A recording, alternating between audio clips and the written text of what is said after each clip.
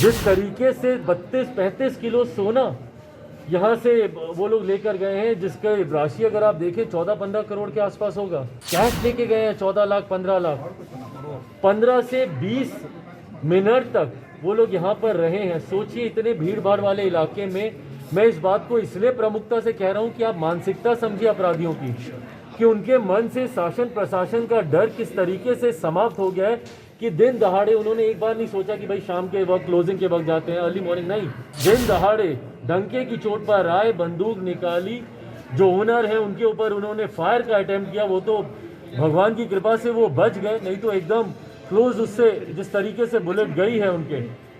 और उसके बाद उन्होंने लूटमार की, सारे सामान को बाकायदा बोरियों में अपने पिट्ठू बैग में भरा और उसके बाद आराम से वो लोग निकल गए। किसी ने आपको वोट दिया हो नहीं दिया हो, चिराग पासवान आपका इतना बड़ा विरोधी होने के बावजूद मेरे भी मुख्यमंत्री आप ही हैं।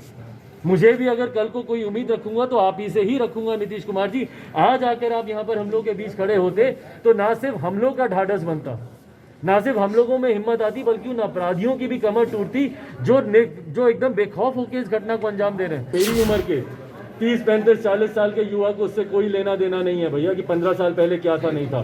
16 साल से आप हमारे प्रदेश के मुख्यमंत्री हैं। आप बताइए कि 16 साल में आपने बिहार को कितना बेहतर किया कि उस जंगल राज की याद आपको दिलानी ना पड़े। पर आज भी अगर आपको कंपैरेटिव स्टडी करानी पड़ती है, 15 साल पहले का भय दिखाना पड़ता है, खौफ दिखाना पड़ता है, तो मतलब आज ही परिस्थितियां वैसी ही बनी हुई है। मेरे हिसाब से 15 साल पहले का मुझे नहीं पता, बट आज की तारीख में नीतीश सरकार में ये जंगल राज है, अपराधी बेखौफ है, और मेरे हिसाब से तो जंगल राज ही नहीं, महाजंगल राज चल रहा है। नमस्कार, मैं पूजा प्रिया और आप देख रहे हैं बिहार इन शॉर्ट्स। राजधानी पटना में कुछ अपराधी आते हैं और बंदूक की नोक पर बाकरगंज से एक स्वर्ण व्यापारी से सोना लूट कर ले जाते हैं। ये सारी घटना तब होती है जब दोपहर का समय रहता है और बगल में पुलिस थाना है। जी हाँ, बाकरगंज की ये घटना है। इस पर खूब बवाल मचता है। लगातार स्वर्ण व्यापारी ये डिमांड करते हैं कि हमारी सुरक्षा की गारंटी कौन लेगा, कि आखिरकार राजधानी पटना में दिन दहाड़े इतनी बड़ी घटना को अपराधी कैसे अंजाम दे सकते हैं, आखिरकार उनको सह कैसे मिलती है, आखिरकार प्रशासन की लापरवाही कब तक हम लोग सहते रहेंगे। लेकिन इस पूरे मामले पर स्वर्ण व्यापारियों से मिलने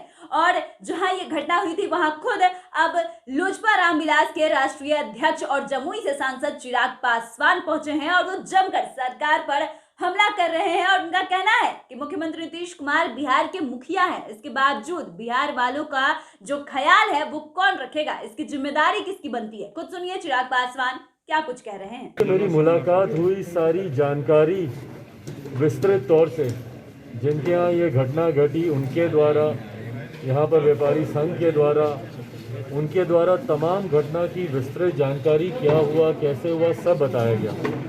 मैं अपनी बातों को रखूं उससे पहले मैं ये ज़रूर बोलूँगा कि जब चिराग पासवान बोलता है तो कहा जाता है कि भैया मैं राजनीति कर रहा हूँ, मेरा मुख्यमंत्री से उनसे मेरे विचार मिलते नहीं, इसलिए मैं ये बातें कर रहा हूँ। पर मैं ये सवाल आप सबके सामने में रखकर छोड़ना चाहता हूँ कि क्या ये सुशासन की सरकार है? क्या ये सुशासन है जहाँ पे दिन दहाड़े दिन में 2-2:30 बजे इतना भीड़ भाड़ वाला इलाका, जहाँ पैदल चलना आदमी के लिए मुश्किल है, जहाँ पे इंसान पैदल चलने में घबराता है, उसमें इतनी दिक्कत आती है, भीड़ भाड़ इतनी, वहाँ पे दोपहर में, कड़ी दोपहर में 2-2:30 बजे हथियारबंद लोग आते हैं और जिस तरीके से बेखौफ तरीके से अपराध को अंजाम देते हैं, लूटमार करते हैं। और भाई कोई छोटी मोटी लूटमार नहीं, मुझे लगता है बिहार के इतिहास की सबसे बड़ी डकैतियों में से ये एक लूट होगी।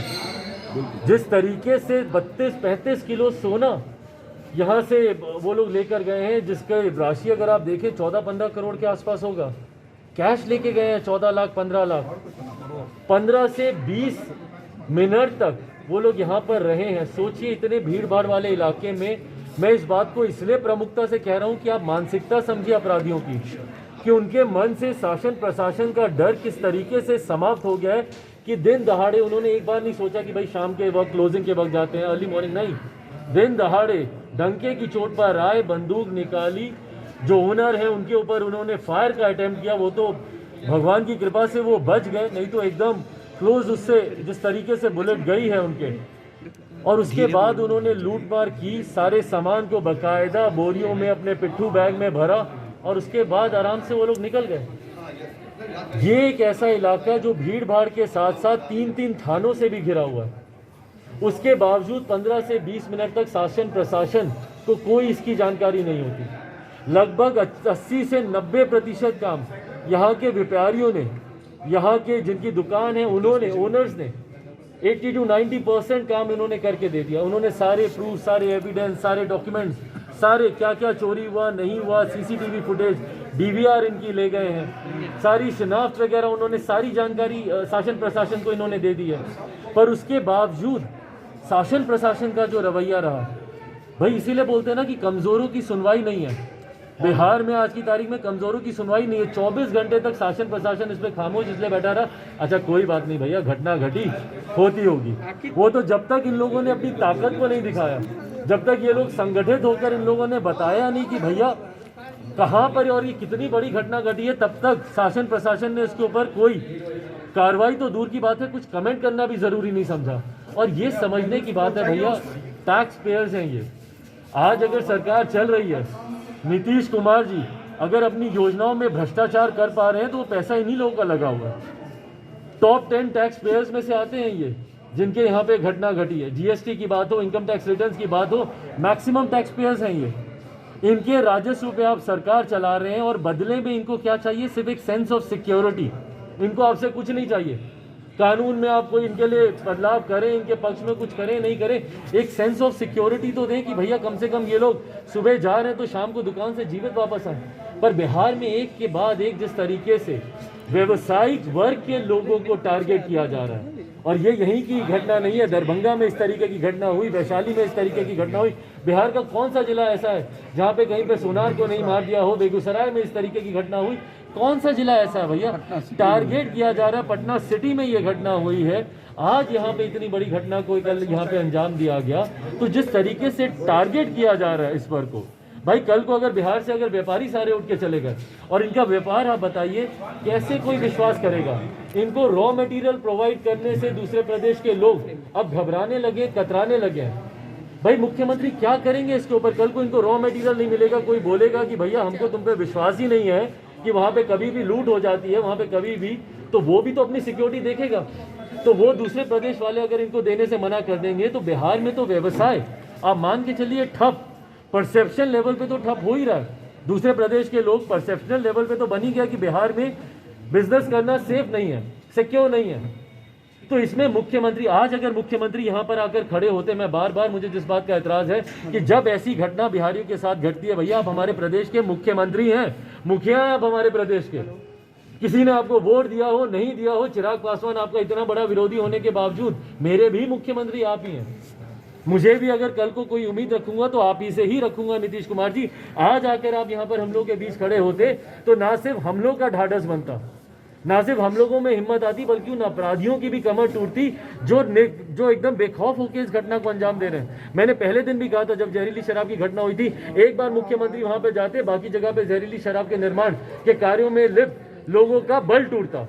पर आप ना आकर हम लोग को यहाँ पे हौसला देते हैं, ना कार्रवाई करते हैं। अभी एसएसपी साहब को मैं इतनी देर से फोन लगा रहा हूँ, भाई अगर एक पार्टी का राष्ट्रीय अध्यक्ष, एक जनप्रतिनिधि, 2-2 बार का सांसद, अगर उसका फोन अगर एसएसपी साहब के कार्यालय में नहीं उठता है, 3-4 बार उनके मोबाइल फोन पे घंटी जाती है, चौथी बार में उनका मोबाइल फोन स्विच ऑफ आने लगता है, उनके एक सहयोगी का नंबर मिलता है जो कहते हैं कि आप उनके मोबाइल पे फ़ोन कीजिए।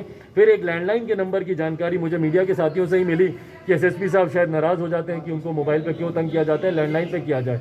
लैंडलाइन पे फ़ोन कर रहे हैं तो आज कोई फ़ोन नहीं उठा रहा, तो मतलब क्या वीकेंड पे अपराधियों को खुली छूट है कि आप जाइए, आपको जो अपराध करना है आप कीजिए? वीकेंड पे बिहार की पुलिस छुट्टी मना रही है। मेरी समझ के परे है कि अगर बिहार में इसी तरीके से, और भाई दुख ये होता है कि बिहार की छवि बर्बाद हो रही है। आप नेशनल चैनल आज कोई भी खोल के देख लीजिए, हर जगह अगर खबर बन रही है तो इस लूट को लेकर, जहरीली शराब से मरने वाले लोगों को लेकर। और अगर इसकी जिम्मेदारी मुख्यमंत्री नीतीश कुमार की नहीं है तो मुझे बता दे भैया जिम्मेदारी किसकी है? 16 साल से प्रदेश के गृह मंत्री होने के साथ साथ मुख्यमंत्री हैं, और आज जब प्रदेश के लोग मर रहे हैं, जिसकी वजह से आप मुख्यमंत्री बने हुए हैं, आज जब प्रदेश के लोग मर रहे हैं, विपदा में हैं, दुखी हैं, परेशान हैं, आप उनके आंसू तक पोषण। मेरी उम्र के 30, 35, 40 साल के युवा को उससे कोई लेना देना नहीं है भैया कि 15 साल पहले क्या था नहीं था। 16 साल से आप हमारे प्रदेश के मुख्यमंत्री हैं। आप बताइए कि 16 साल में आपने बिहार को कितना बेहतर किया कि उस जंगल राज की याद आपको दिलानी ना पड़े। पर आज भी अगर आपको कंपैरेटिव स्टडी करानी पड़ती है, 15 साल पहले का भय दिखाना पड़ता है, खौफ दिखाना पड़ता है, तो मतलब आज भी परिस्थितियां वैसी ही बनी हुई है। मेरे हिसाब से 15 साल पहले का मुझे नहीं पता, बट आज की तारीख में नीतीश सरकार में ये जंगल राज है, अपराधी बेखौफ है, और मेरे हिसाब से तो जंगल राज ही नहीं, महाजंगल राज चल रहा है। तो आपने सुना कि चिराग पासवान का क्या कुछ कहना है। वो लगातार ये आरोप लगाते हैं कि बिहार वाले का ख्याल रखना जिम्मेदारी होती है बिहार के मुखिया की, यानी कि मुख्यमंत्री नीतीश कुमार की। मेरी उनसे जितनी भी मतभेद हो, लेकिन फिर भी वो हमारे भी मुख्यमंत्री हैं, लेकिन इसके बावजूद वो अपना काम सही से नहीं करते। इसके बावजूद वो जिस तरीके से बिहार में जो कुछ भी चीजें हो रही है, चाहे बात जहरीली शराब की हो या फिर दिन दहाड़े लूट की, इन सब घटना पे लगाम लगना चाहिए और ये जिम्मेदारी मुख्यमंत्री नीतीश कुमार की बनती है।